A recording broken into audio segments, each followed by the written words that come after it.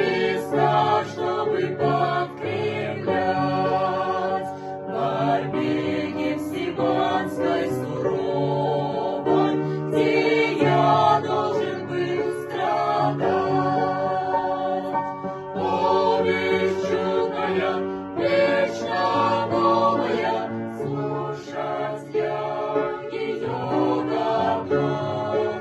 О, весть чудная, вечно новая, про Спасителя любовь. Когда я на небе пребуду и славу Христа узрю, о том, что Он грешников любит, на небе я гимн спою. О, весть чудная, вечно новая, слушать я ее